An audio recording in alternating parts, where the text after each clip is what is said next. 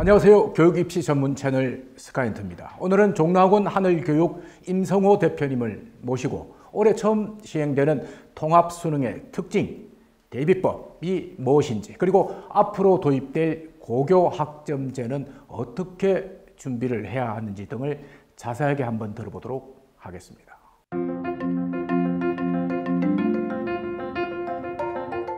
올해 이제 통합수능이 처음 실시되나요? 네. 예, 거기서 가장 중요한 포인트가 어떤 포인트? 일단 국어 수학인데 국어가 이제 두 갈래로 나눠지죠.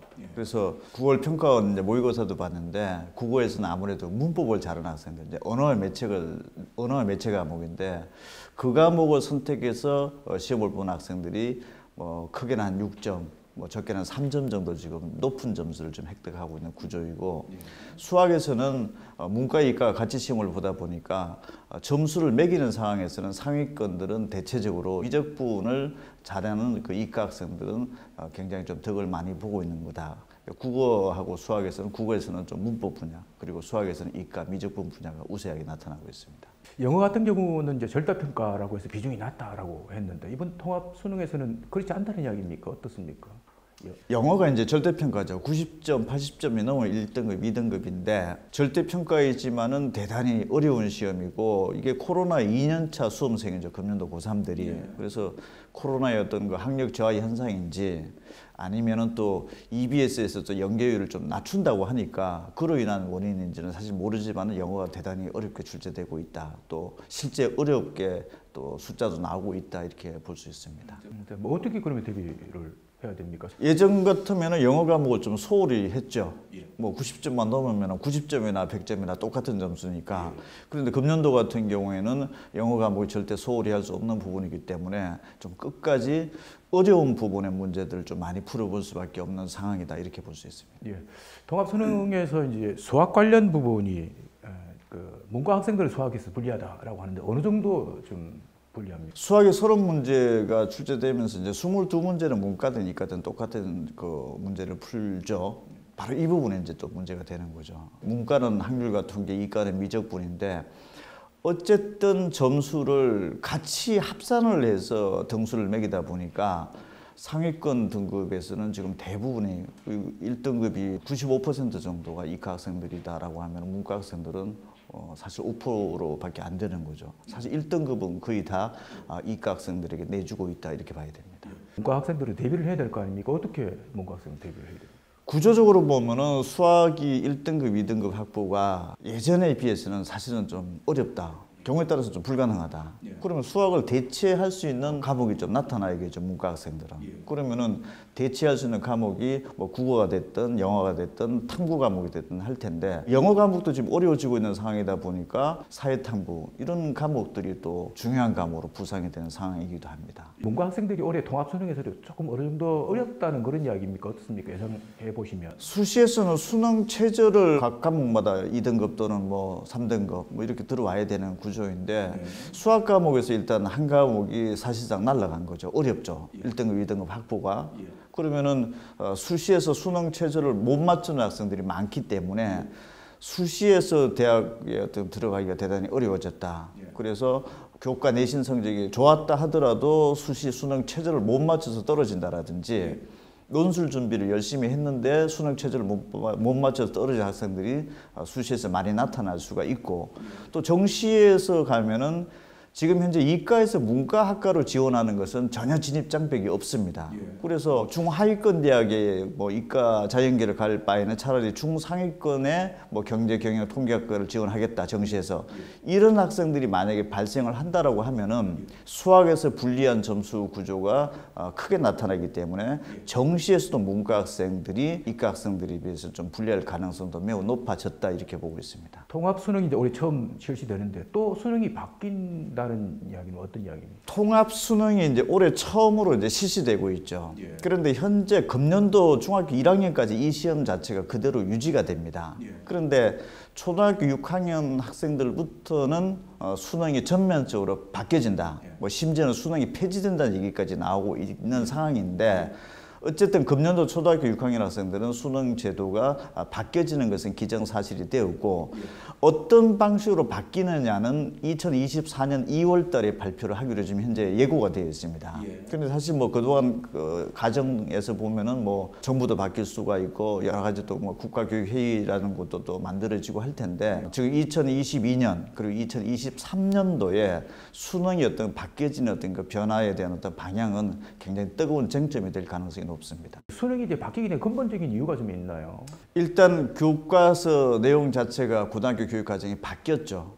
바뀌어진 게 그걸 이제 뭐 고교 학점제 이렇게 얘기하는데 과목이 뭐 통합 과목도 있고 일반 선택 과목도 있고 진로 선택 과목도 과목이 굉장히 다양하게 많이 나눠져 있습니다. 그래서 마치 대학에서 여러 어떤 뭐 교양 과목이라든지 이런 것들을 자기 스스로 선택을 해서 공부를 하듯이 고등학교 교육 과정을 바로 그런 어떤 그 대학과 같은 그런 방식으로 운영을 하겠다라고 지금 현재 발표가 되었고 그걸 시도를 하고 있는 거죠. 그러니까 고교 내신 체제도 좀 바뀌어지는 상황, 교과서도 바뀌어진 상황.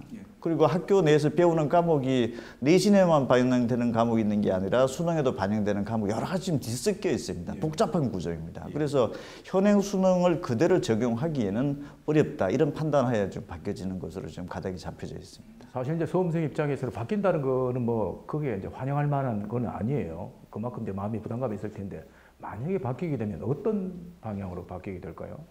지금 뭐 수능이 자격고사 될 것으로 아주 무력화시킨다는 얘기도 나오고 있고 뭐 수능 폐지론까지 좀 나오고 있고 또 수능에 또 논술 그러니까 서술형을 가미된 형태로서 나올 것이다 이렇게 되는데 제가 봤을 때는 한 몇 년 전에 수능을 절대평가냐 상대평가냐 논란이 굉장히 됐던 적이 있죠.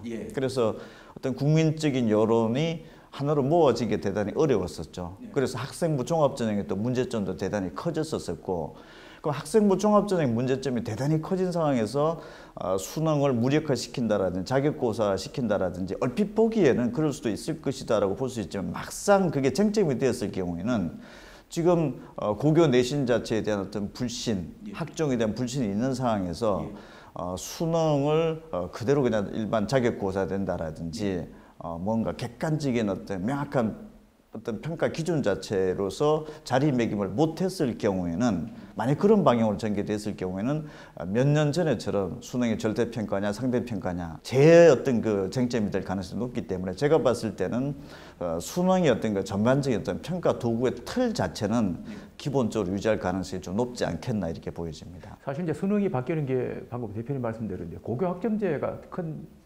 이유이지 않습니까? 고교 학점제가 실시는 언제부터 지금 예고가 돼 있나요? 중학교 1학년, 2학년들은 이제 시범으로 이제 적용이 되는 거고 초등학교 6학년 이 고등학교 올라가는 그때부터 이제 본격적으로 이제 적용이 되는 건데 그렇다면 이제 초등학교 6학년 학생들은 고교 내신 체제도 바뀌어지게 되고 이게 이제 절대평가로 갈 것이냐 상대평가로 갈 것이냐 일부 뭐 진로 선택 과목 일반 선택 과목 자체가 고등학교 2학년 3학년 때 배우는 모든 내용들은 그냥 절대평가로 하겠다. 다만 고등학교 1학년 때 배우는 것은 상대평가로 하겠다.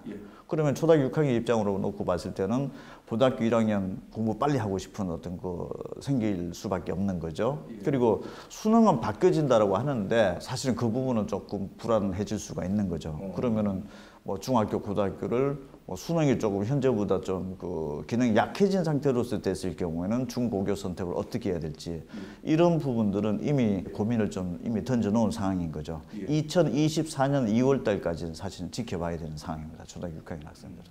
사실 이제 고교 학점제는 이야기가 나온 지는 조금 됐는데 고교 학점제의 핵심이라고 하면 어떤 것을 들 수가 있습니까? 그 다양한 과목에 대해서 과연 고등학교 내에서 현실적으로 제대로 갖추어 줄 수 있는 준비가 되어 있느냐.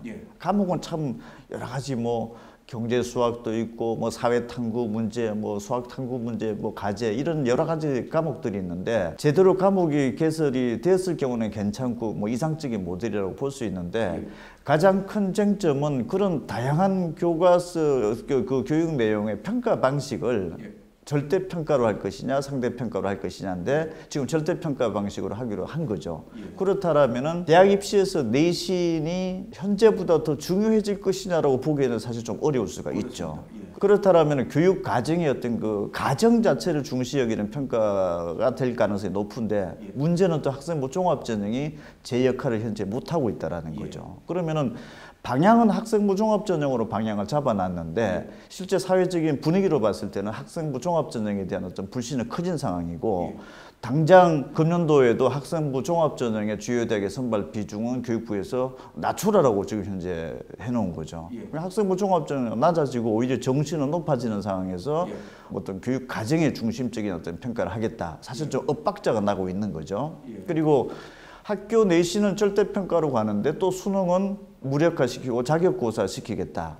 사실은 방향이 안 맞는 거죠. 학교 내신이 약화가 되면 수능이라든지 그 외의 어떤 그 평가의 어떤 그 명확한 기준 자체가 제시가 되어줘야 되는데 사실 지금 현재적으로 봤을 때는 수능도 무력화, 내신도 무력화, 내신의 교육 과정을 중시 여긴다 하더라도 학생부 종합전형의 불신 그리고 학생부 종합전형의 어떤 그 제대로 된 제도 정비 자체도 현재까지는 나타나지 않았기 때문에 총체적으로 좀 혼란적인 상황이다 이렇게밖에 볼 수 없습니다. 수험생이나 학부모 입장에서도 굉장히 불안할 것 같아요. 금년도 수능도 사실은 굉장히 심각합니다. 예.